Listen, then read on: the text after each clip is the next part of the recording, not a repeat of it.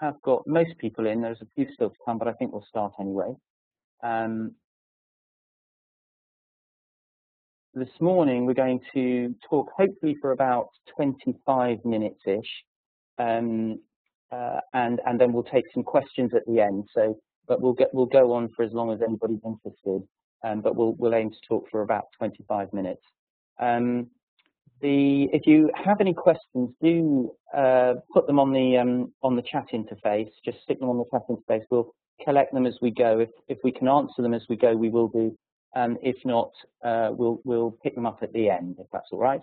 But do stick anything you're interested on the chat interface. Okay, so we'll start then. First of all, a bit of an introduction. My name's Tim Dunga. I'm Managing Director here at Plan B, and I'm going to talk for most of the time. I've got with me Jules Taplin, who's our Technical Director, and so when the questions get tricky, I'll hand over to Jules, and he'll give you the technical slant on things.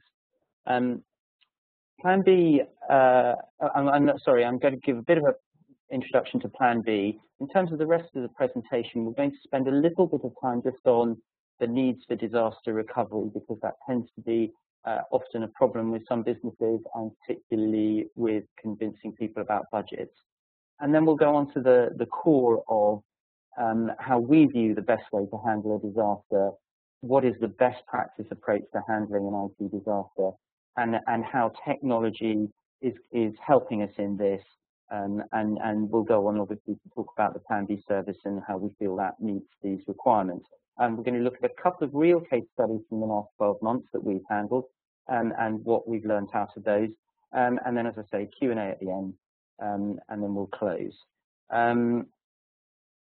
So first of all, little bit about Plan B. We are a specialist service provider. We do disaster recovery, and that's all we do. We have a 100% recovery record, and that's really because of the way we do things and the high level of service we provide our customers. Key about Plan B is we guarantee an instant recovery of core business systems, and we'll talk a bit more about that later. We come from a service management background, so we understand security and service management, and we have a range of customers from single small business servers up to large, complex sub-enterprise class environments. And whilst we do a lot of contracts directly, we also subcontract to other service providers, and our service is also resold by a number of people in the market. So some of the solutions you see out there might be a Plan B solution. Okay, let's move along swiftly then.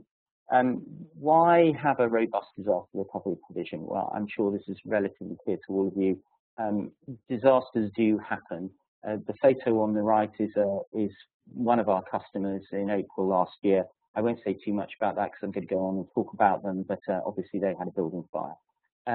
IT disasters are unpredictable, and they can affect anybody. Nobody is safe from them. And the key thing about IT disasters is they can be caused by all sorts of things. And most of the time, of course, they're not the fires and the floods.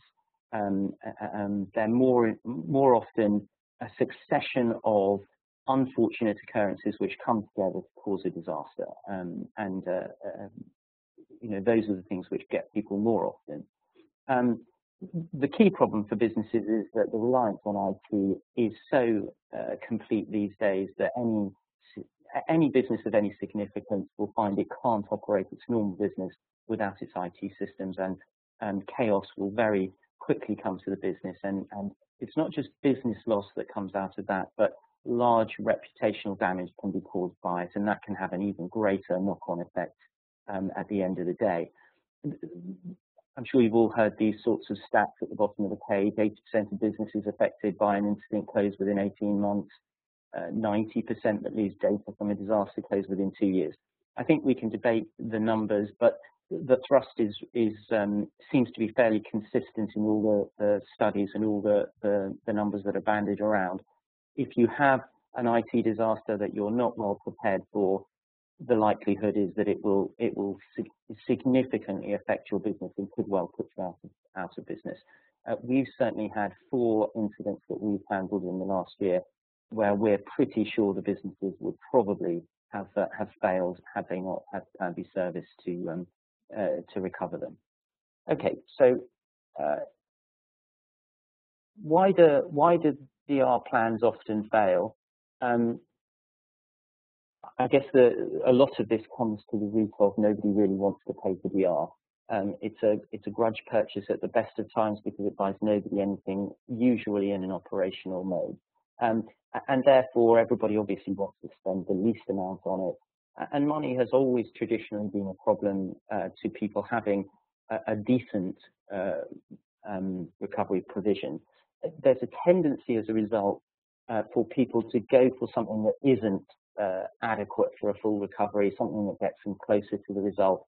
And there's a tendency when you're planning around what you need and what you have to be overly optimistic, because obviously if you're optimistic, then you can go for something that's less robust. The difficulty, of course, is in a disaster, it won't be your best day. Not everybody will be on their best game, and not everything will go your way. The likelihood is the exact opposite, that chaos will lead to further chaos and nothing will be as easy as you thought it might be. The other side of that is once DR plans are built, the less robust the provision, the more complicated the plans have to be, and of course, the quicker they go out of date, the harder they are to maintain, and they're almost impossible to test properly. So you never know they're going to work, and the result is that they usually don't work well. And I guess my last point is, whilst people focus on cost compared to the cost of the disaster, it will obviously seem very cheap. But of course, everybody works on the basis that nobody wants to have a disaster. So let's just talk a little bit about what's the nature of an IT disaster. This is really our experience of customers that we have helped, customers that we've helped who've had disasters before coming to us. And the themes are fairly consistent. DR plans, like that fantastic Dilbert cartoon on the right, are not uncommon.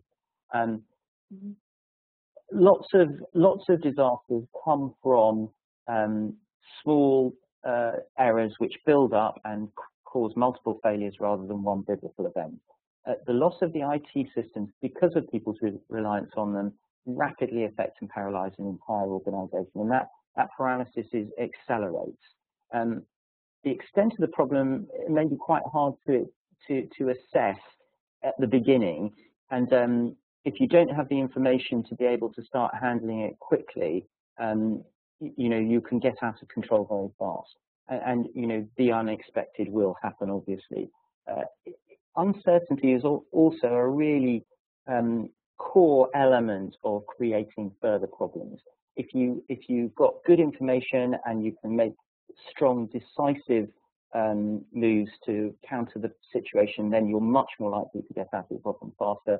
If you don't have your information systems, if you don't have your comm systems, if you don't have email, if you can't find a list of who you need to contact, then obviously it's going to be a very different experience. Things will be harder than people expect. And the key is to try and turn things around before they turn into chaos. Okay, so coming to our best practice, how do we think we best handle an IT disaster? Our focus is all around preparation. Obviously, the best way to deal with losing your IT systems is to have another replica set of systems just waiting to instantly step in as soon as the problem occurs. And the issue with that is that being prepared to that extent costs them a lot of money, and therefore it's never successfully done, and it's never done to any great degree other than for the very largest of organizations. But if you can have a DR provision that makes your recovery certain to work, it will empower you, enable you to take control of the situation and start dealing with the business issues rather than starting to deal with recovering the IT. And I think that's the key. The next thing is, if your recovery process can be simple, and we like the old KISS acronym, keep it simple, stupid. Obviously, the more simple it is, the easier it is to implement, the far more likely you are to be successful about it. speed of recovery is important, but it doesn't have to be minutes. But certainly, the faster you can get particularly your communication systems back together, the faster you can start to not only handle the disaster, but be seen to be handling the disaster. Email is probably your most visible outbound demonstration that you are active and in control. And so you can imagine an email from the chief exec half an hour into a disaster saying, we are having a bad day, but we're handling it, and we will be doing the following, puts a very different light on an organization than one that simply goes off the mat for a couple of days. The combination of having something that you know is going to work, something that's simple and quick, will obviously enable you to cope with the widest range of potential disasters. The key is, can you do that with an affordable solution and wrap something up that meets the widest range of potential solutions? If you can do all of that, you're most likely to handle all your disasters very well indeed. I've got one last point on that, which we think best practice is to outsource to an independent specialist. Now, we are a specialist, so we would say that, wouldn't we? But the key about specialists are, our job is to run someone's disaster recovery. It's not on top of the operational role. It's not something we can put off for another day because we've got other priorities. It's what we do every day, and therefore it gets done. The point about it being independent is quite an important one, in that we've seen instances, and in fact a year ago there was a company, a hosting company called 2E2, a small 400 million turnover British hosting company that went bust, and the administrator held a lot of the customers to ransom for extra money to keep their systems hosted. Now, if any of those businesses had had an independent company that held a copy of their systems, they could have got themselves out of that situation very easily. But as it was, they had no choice but to pay more for their to get their systems back. And that goes to just normal situations. It's much better to have somebody else dealing with your disaster than the guys who are responsible for the live IT that's gone wrong. And that not only works for support companies that run in-house systems, but also if you go to manage hosting and use a hosting company, they're usually the last people to select to do your DR. Pick somebody else; they'll just be dedicated to you at the time. Okay. Technology is helping at last. I think a lot of you will understand that virtualization brought quite a revolution to the disaster recovery world. It's meant that we can recover servers into different hardware and obviously into virtual machines very much easier than traditional methods.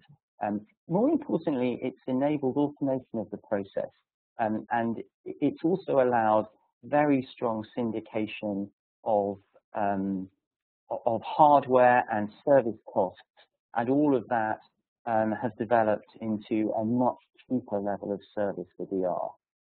Cloud platforms can potentially cut costs.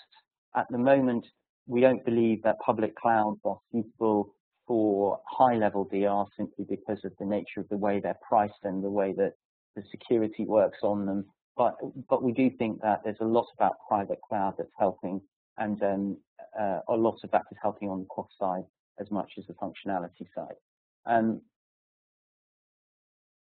But if you can get, don't be fooled about cloud. You know, there are drawbacks for that. Remember that all cloud servers are just servers sitting in a data center somewhere.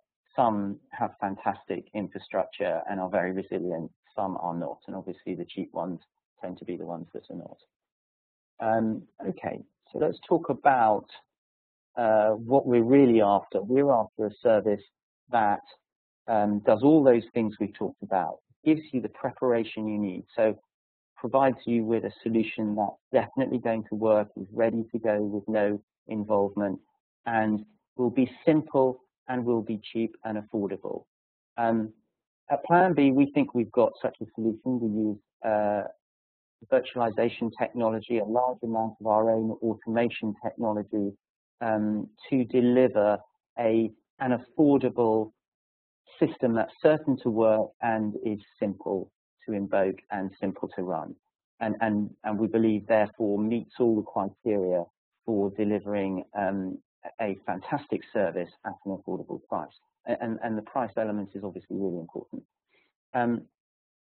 We built the Plan B service to not only solve the technical issues that lots of people focus on of rebuilding servers in a working environment reasonably quickly and reasonably reliably.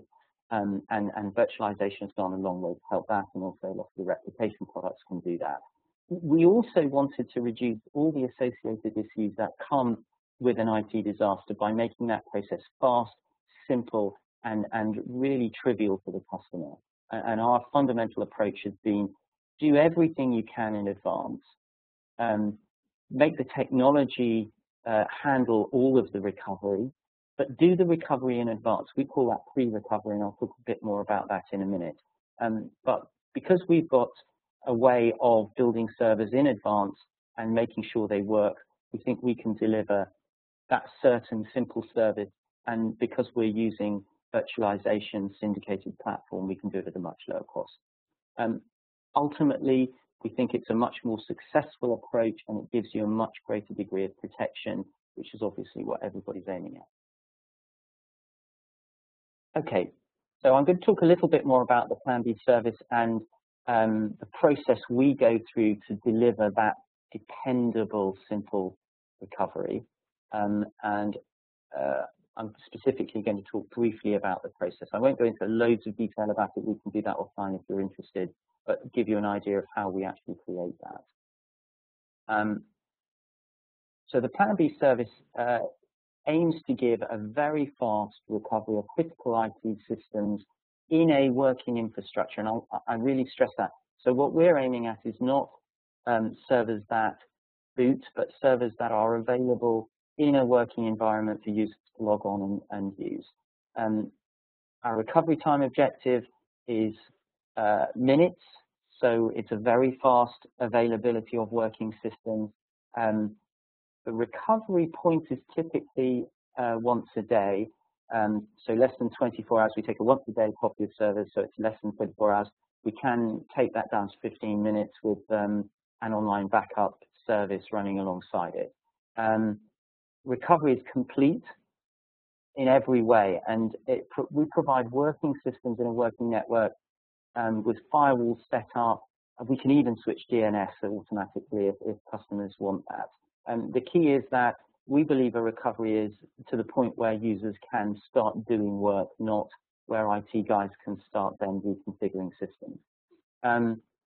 We do that by pre-recovering systems, and basically we have an automation process that takes copies of servers and pre-recovers those so that we've got virtual machine sets and definitions of environments that are ready to go and be connected to via VPN. The whole process is automated, and the system recovery images are built, configured and tested every night.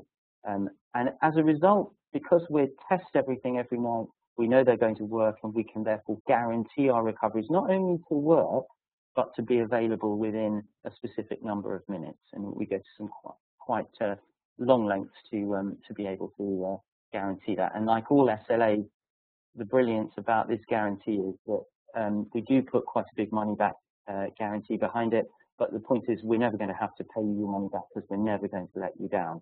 The money would be small compensation, obviously. If you think about the solution we're talking about, it's sort of equivalent to a warm standby in the old sense. The difference is it's a warm standby that needs to be booted, but it is updated every night. But more to the point, it is booted every night and it is tested every night and known to work. So whilst we sort of normally pitch it alongside the warm standby level of recovery, we actually think probably the functionality is better than a warm standby, probably better than a hot standby because the data is known to be valid. But because we are virtualizing and nobody's paying for their own platform, we syndicate the platform and we're using lots of automation to keep everything up to date, we can deliver it at a much lower price. And in fact, probably in quite a lot of instances, the price is the same as a pure recovery from disk image or something similar, where everything has to be done to configure the systems and build them into a working environment at the time. Okay, so very quickly, I want to talk about the Plan B process. I'm not going to spend too much time on it, but very quickly dance you around it. Essentially, we are recovering to an off-site recovery platform and then bringing those systems back on our virtual environment in the event of a disaster. How do we get there? Well, we put an appliance in the customer's network and we take copies, snapshot copies of those live servers every night. Those snapshots are, in the first instance, we take a total system snapshot and get that over to us, and then obviously from then on, those are delta incremental snapshots, which are then minimized in terms of what data we sent up the line. When they get to our central system, we add them to the snapshot images we had from the night before, so we've got a new up-to-date copy of the servers, but that is as in the customer's environment. The next thing we immediately do is those systems are turned into images that will run at our end without error. And the idea is that these are all unbooted images. They're automatically altered in every way to make them run, not only in our virtual environment, we happen to be VMware, so they'll obviously be VMware virtuals, but we'll turn them into not just bootable VMware images, but images that will come up together with all of their other dependent servers without error. And that's the key, is to bring those servers up without error, so nobody has to touch them at the point of recovery. How do we know that they're going to come up without error? Well, we test them. We test the systems individually and as a complete solution. So we can go into testing in more detail offline, but essentially we test to see that all systems are working, and we even go down to the level of checking the error logs to make sure that there are not a single new entry in the error logs that wasn't there the day before. Anything that doesn't pass testing gets checked by an engineer, but normally they pass through. The great thing then is we have a set of systems which are ready to boot and a system definition that can bring those systems up in a working network with secure access. Okay, so what does that mean?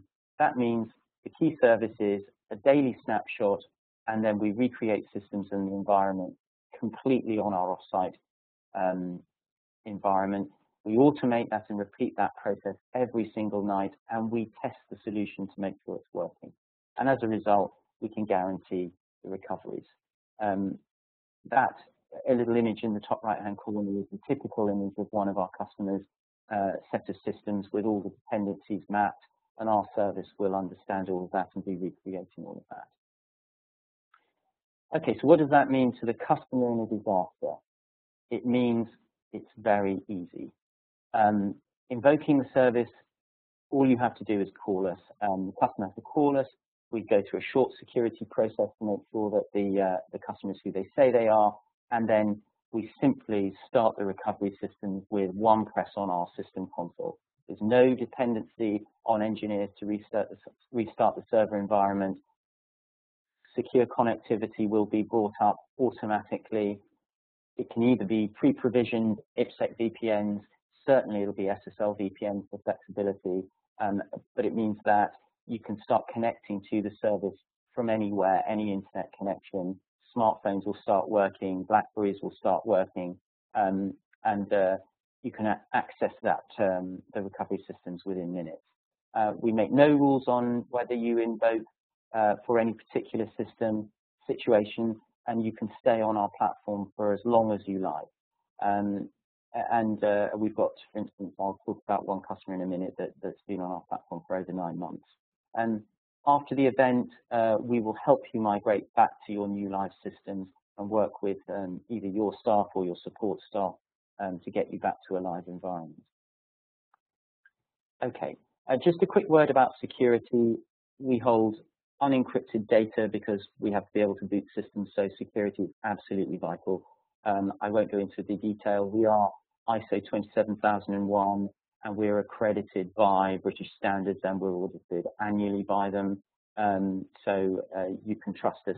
You'd obviously need that level of trust for anybody you hand your data to. What are the benefits?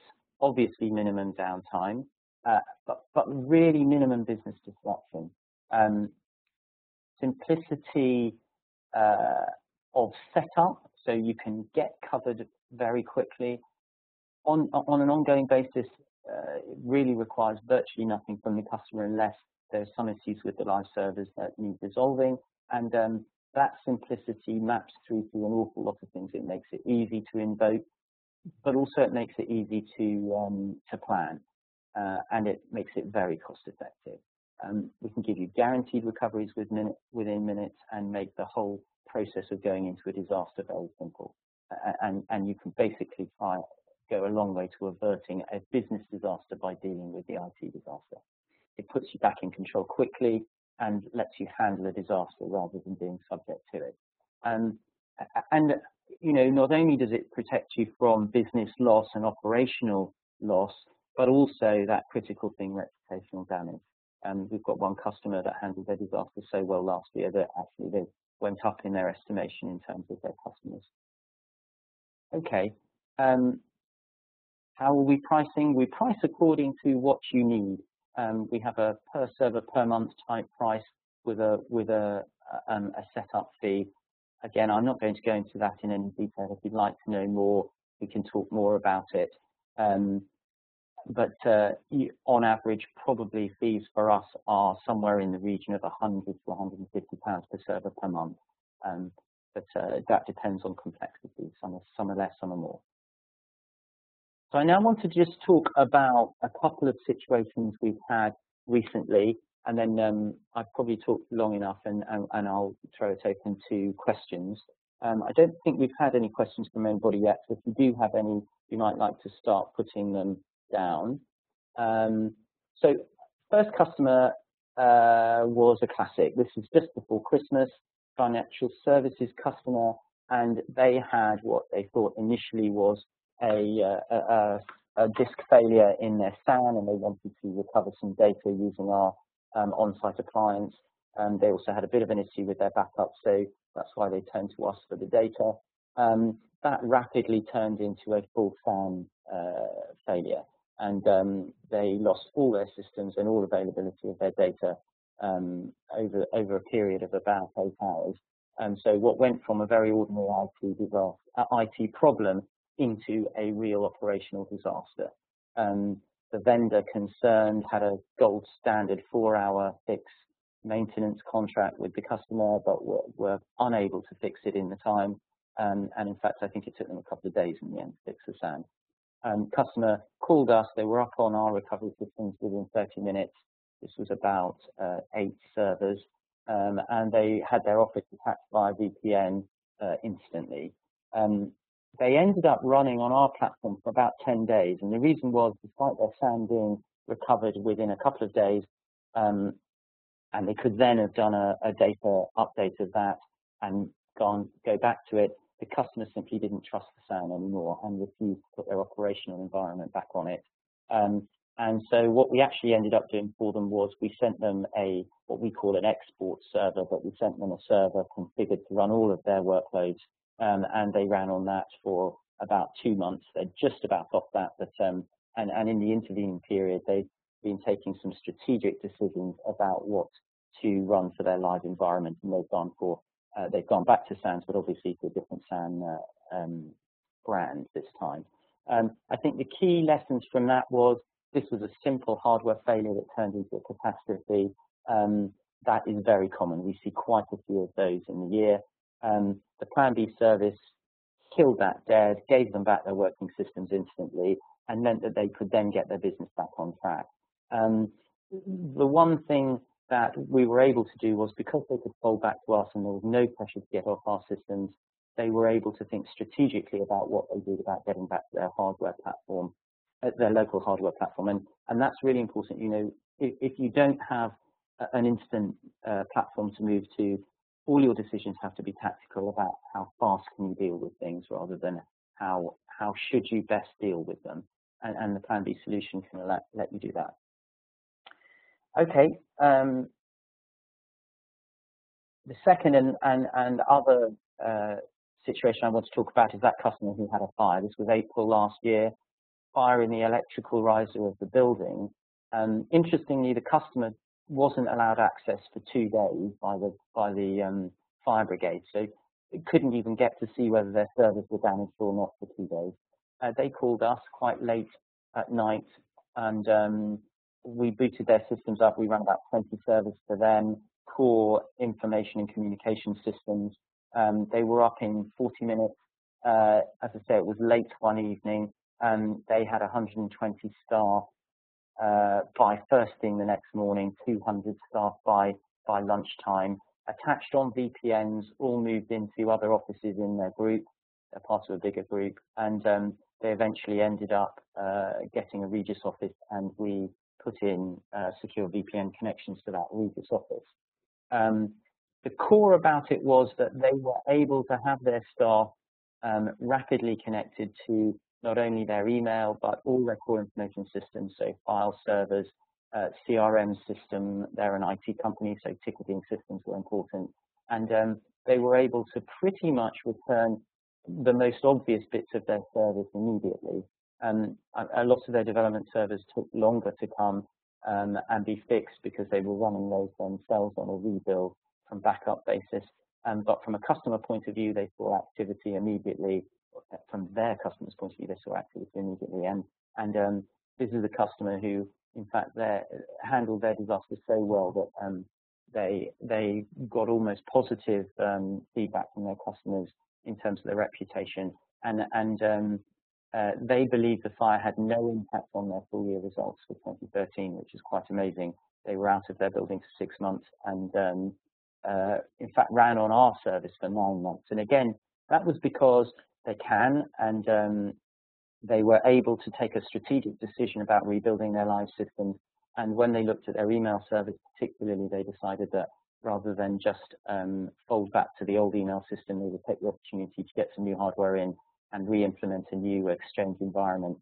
And they then did a managed migration of our platform to theirs. A fantastic example, but obviously the one everybody worries about and rarely happens. This customer signed up with us 2 years ago and obviously never thought they'd have a fire. They were in a very modern building with good facilities, but it did get them, and they handled it well, and as I say, no financial implications at all on their business. Okay, that's it for the core of the presentation. Just to round off, we think best practice approach is all to do with preparation. If you can prepare well in advance, have something that will work and work easily, then you're most likely to handle your disaster well. The issue traditionally with that has always been, how do you afford such a solution? Technology has come to our aid in this. We've built a solution which will deliver that. We believe it's the only one in the market which will do that. It incorporates 100% testing of recovery images, and as a result, we can be certain about giving you back complete working systems, not just servers, but complete working systems in a very simple and fast way. And we believe that gives you the best possible disaster protection for your core IT servers. And as I say, we think it's at a price that certainly couldn't have been thought of with traditional methods in the past. That's it. We've had a few questions come in now, well, quite a few questions actually. So I'm going to throw that open and bring Jules Tapman in, and we will answer those questions. If anybody drops off, thank you very much for attending, but we'll keep going on questions as long as we've got them. So, okay, the first one is from Nick. Can the on-site appliance be used as a backup device, or is a separate backup technology still required? I'm going to hand over to Jules on this one, and he can answer that. Morning, folks. Right then, so on-site appliances and backups, and where do we go with this? Like most good questions, the answer is maybe. We don't set out to provide all of the features of a backup product that you might potentially want. But the on-site appliances do have a copy of your data. They will always have the most recent successful snapshot of your data. And they are used routinely by our customers for restore operations. We must have done 4 or 5 in the last month to deal with, these seemingly endless crypto locker infestations that we don't seem to be able to get the planet past at the moment. There are some limitations. We only retain as much history, so old snapshots, as we've got space for, and depending on how we size the appliances, that might mean we don't get very much. And we don't provide any kind of system state restore functionality or similar. So, it's really file restore. That being said, given the state of many businesses back up still, that doesn't necessarily make it worse than what they've got currently. So Nick, if you want to talk us through any more detail, please feel free to get in touch after the fact. But maybe, but not necessarily in all cases. Okay, so secondly, Roy. So you're talking about client connections to the recovery platforms in terms of VPN software and hardware and what we have. Complete waste of time and effort of a service if we can't get users attached to it and do anything very useful. We provide for every customer as their initial mechanism of connection SSL VPNs. We're currently deploying those against Cisco ASA firewall sets. So it'll be the Cisco AnyConnect mobility clients that you use. They're pretty familiar stuff. But basically, you go to a web browser location that we provide on the disaster, invitation time, give you credentials that we supply. That will give you the VPN downloader. If your security permissions allow it, it will actually install it for you and connect. Better than that, you'll have to install it yourself. That will take care of all the initial connection. For our more together customers who either have a recovery location already and know where they want to be, or have another similar kind of approach to this, we can pre-provision an IPsec site-to-site VPN, or probably more commonly, we'll bring one up after the fact, a day or two into the incident, once the customer's found out where they're actually going to be. But in the meantime, SSL VPN will get you to it and working anyway. Again, more detail if you need it after the fact, but it's a pretty successful approach. Okay, and we've got another question about testing. So again, I'm going to hand over to Jules for this. What sort of testing do we actually do? And I think the answer is lots, but I'll hand it to Jules for that. Hey guys. Right, so yes, this is actually the great question. We're pretty testing obsessed, as you can imagine. Given we have a guarantee that says it's going to work, we'd be pretty upset if we didn't know we were going to have a problem. The answer is we test just about every subsystem we can think of doing. So if we take an example of a reasonably typical customer, so they've got some Active Directory, they've got some SQL, they've got some Exchange, they've got some front-end web stuff, a CRM system or similar. So we'll start the domain controller system every night on automated testing. We'll boot the DCs first. We'll check the AD becomes ready. We'll check this file gets shared. We'll check that it comes off on the networking address that we've supplied and that DNS is functioning and that DNS API updated its own records accordingly. Once they're ready, we'll start the SQL servers and the Exchange stores. We will check that the SQL service is started. We'll check the data stores for Exchange mounted. We'll check the topology was right for Exchange. We'll check that the SQL listeners are listening on the IP addresses that we specified them for SQL. We'll start the front-end servers. We'll check the services. We'll check the naming. We'll check the DNS. We will check that IIS functioned. We'll do synthetic tests against the front of the websites themselves. And then finally, the system event logs and the application event logs for every machine are parsed. Anything that's an error that we haven't previously told the framework is either always ignorable under these circumstances or specifically that this machine is pre-existing or similar, will count as a test fail. So only if all of those work as we perform did it work. Anything less than that gets an investigation. Most of the time, that will either be something that's completely trivial or something the customer should probably know about, expired service password or something that's likely to bite them in live or similar. But it really is the key to the whole offering. Without it, you can't possibly guarantee it's going to work. And frankly, if you can't test it and you can't guarantee it, what on earth are you spending the money for? Pretty much, again, a subject I'm happy to bang on about for eternity. So if you need more, just let me know. Okay, we've got 2 questions about recovering back from the recovery platform to live. Again, I'll hand over to Jules. So this is how can we help you get back to your live environment once you're running on the recovery platform? Okay, so yes, the other classic question depends very much, which is why we're a little bit non-specific about it. It depends very much on what's befallen you and where you want to end up once you're done. So we have a great grab bag of strategies. We've done successfully for customers everything from here's a bunch of virtual images, just run them on your replaced environment, to here's all of your databases as the most up-to-date version, load them back into your environment that you only lost comms to for a couple of weeks. To combinations of the above, we can ship export servers which can actually run the workload after the fact. We've even had one or two people simply buy that from us after the fact. So if you had a complete architecture loss, just buying the export server off us with your workload on, it's a pretty simple way to go. And then really any combination in between. There's no silver bullet to this really because there's no one end point in mind. But it's probably more useful to talk about it in scenarios, and we're more than happy to do that at whatever level you need to. Okay, and I think I'd just add to that. Generally, what we see is the chaos is at the point of disaster. Customers flip onto the recovery platform. That, of course, is all absolutely prescripted and will work as everybody expects and will work within the number of minutes everybody expects. And you kill the IT issue instantly and get the business working again. The great thing about being on the Plan B platform then is that from an IT point of view, the IT team can think strategically about what they do about getting back to live, because they're not under the pressure of providing a platform, another platform instantly, where you can only make tactical decisions.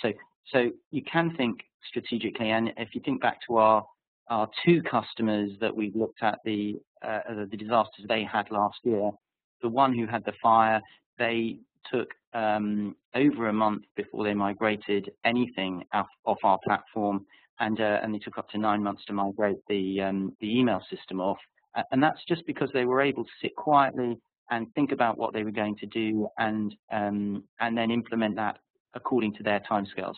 And the other one, they ended up deciding that they didn't want to go down the route of their own hardware. They weren't forced to do that, which they would have been without our service. They would have had to have reverted back to that SAN, and in the end, they got rid of it and used some hardware from us. So that's the core to it. But we look at it going back as a project, and we will work with the customer to work out whatever is the right process for that. And our undertaking is we'll provide back the data from your recovery systems in whatever format you need. Okay, we've got quite a few other questions. We've got one about the age limit of servers we can take up, and also I think an associated one about whether this is a Windows service only. If I can handle those two together, it is our core automated service is a Windows only service, and the reason for that is that we use VSS as the snapshotting method from obviously the operating system itself, and so we can only offer the automated service against Windows systems that support VSS. So in terms of the age of the server, I mean, physical age we don't care about, but operating system version is important. So anything that supports VSS, which would be Windows 2003 onwards. So if you've got anything older than 2003, we can't support it. Obviously, Microsoft don't support it either, so you might like to think about that. But 2003 onwards, we can and have every version of Windows going forwards from that. We occasionally do provide service against other systems, and those would usually be a Linux server of some description, where we can provide something which is not our automated guaranteed service, but sits alongside that, done on more of an ad hoc basis, where the customer has a legacy machine of some description that they would like some sort of service for. If you've got one or maybe two Linux systems in amongst a bundle of Windows systems, that tends to make sense. But if obviously there are all Linux systems or a large number, then then it may not make quite so much sense. Okay, got another question about the speed of connectivity required to run the service. Again, I'll hand over to Jules for that one. Hey guys, I seem to get all the how long is a piece of string questions. Right, so we have got customers on, third of a megabit DSL domestic grade uplinks, delivering service okay. We've got some on practically gigabit circuits. What we tend to find is, if you've got enough comms to run your business during the day, you've probably got enough comms at night to feed us the snapshots. Now, I'm sure you can find a corner case where that's not true, but it's pretty unusual for a customer to have to put specific comms in for us. By and large, we work very hard to make sure we minimise the size of the snapshot overhead. The real key to it is basically at the very low bandwidth sizing is really to do with, have we got a correct understanding of what data is actually important for you in recovery, or are we trying to acquire the MD winning videos at the same time? Because in the latter case we're probably in trouble, in the former case we're probably okay. I think it does, it's one of the questions that's probably easier to deal with in specifics, but for example, if you've got a few megabits or more, I'm almost certain you're going to be fine, unless you're archiving high def video or some other kind of crazy corner case. Okay, and I think, to my knowledge, we've only had one customer who's ever had to increase their bandwidth to make the service work. Almost always our service, because of the nature of it, will fit in with whatever your normal provision is. And we do have customers on quite low bandwidth. The service does go to quite a lot of lengths to make sure we transport the minimum amount of data, the truly only unique elements. And because we're a once a night snap for most of the core servers, then that can take a little bit of time as well. Okay, I've got a question here about how long it takes to get a service implemented. That's an interesting one, actually. We have had, particularly with customers around the Thames Valley area, interest in service very quickly because of the flooding that's been going on there. We did have one prospect ring us up and say she needed service very quickly because the army had just turned up at the end of her road with sandbags. But the answer is we can generally take service on quite quickly. We obviously need some paperwork doing, and most importantly, we need a little bit of technical information about the service we're going to recreate. From then on, we can dispatch an appliance pretty much the next day, and within 24 hours, certainly. And then it's just a matter of getting that first snapshot, usually the fastest way. If there's any significant data and you don't have stellar comms lines to do that by some physical transport method, probably USB hard drives on a courier, and then we'll set to and make those systems work. Generally, once an appliance is on site and starting to snapshot, it takes us about 10 days to get a system reliably working, and that's mostly because it takes us a few days to get them working, but we like to run the process automatically for a few days. So if 2 weeks, probably we can get a service going in with complete cover. As soon as you've got an appliance on site, it will take a copy to its own hard drives. And then as soon as we've got an off-site copy, you are massively more protected than you might have been before. Okay, got a new question come in. How do you deal with companies with servers in remote offices in countries such as Singapore, Brazil, US, etc.? We'll hand over to Jules for this. We do have customers who run remote servers, and we can talk to you about how we do some of that. Hey guys, right. So this is sort of a two-parter. We can take this in other directions. If we're talking about, we have a company, it's got multiple locations and servers in multiple locations, all of which need to be covered in the event of a disaster. So we're positing for a minute that there's some kind of global calamity that can mean that we need all of the bits back from all of the far-flung pieces simultaneously. Then that's no bother. We put an appliance into every country. in that scenario. So the Singapore we would have one, Brazil would have one, the US would have one, and we would stitch all of those together into a single recovery set. We do that quite often we've got a London hedge fund, for example, that has most of their systems in a DC outside of central London and 3 or 4 important ones in their offices. We have 2 appliances, one for each location, and we can bring back the entire architecture, or one half of it, or the other half of it, depending on the nature of their scenario and their other horror. If what you're trying to do is protect head office and still allow your remote servers in Singapore and Brazil and the US to work, then that's fine. What we do is protect the head office, so an appliance in there to look after those servers. And then in recovery, the key will be having some pre-provisioned IPsec VPN profiles to stitch the remaining countries back into their network. If we're getting really sophisticated, we could start talking about MPLS and being part of the customer's international MPLS network if necessary. That's a reasonably unusual case for us, just because an MPLS circuit only for recovery is a lot of money spent on something that's a complete waste of time and effort most of its life. So depends a little bit on what you're trying to protect against, but there's a number of approaches, all of which work pretty well. To give you an idea, our guys with the SAN incident had branch offices in Hong Kong and New York as well, and they were all provided service against head office by the following morning.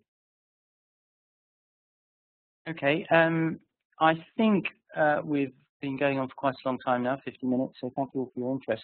If anybody's got another question, send it through quickly. Otherwise, I think we'll wrap up there. If there was any questions we didn't answer fully, then or to your satisfaction, then do send us an email. I was just going to, last of all, just pop up. We have some resources that you can look at on our website.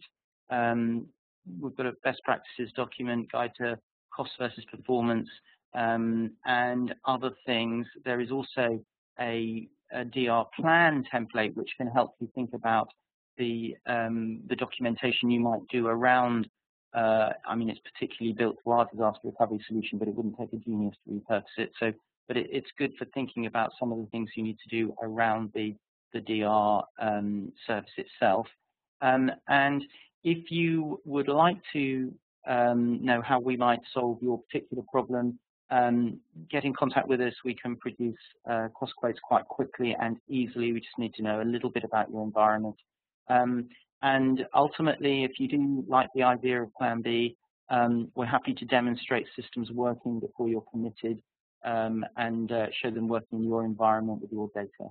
So if you would like to know more, don't hesitate to get in contact with either with myself or Jules, or indeed Beth, who you may have had some emails for about the webinar. So unless anybody's got anything else, nothing coming up on the chat interface, I'd say thank you very much, everybody, and thanks for your time, and do get in touch if you'd like to know more. Thank you.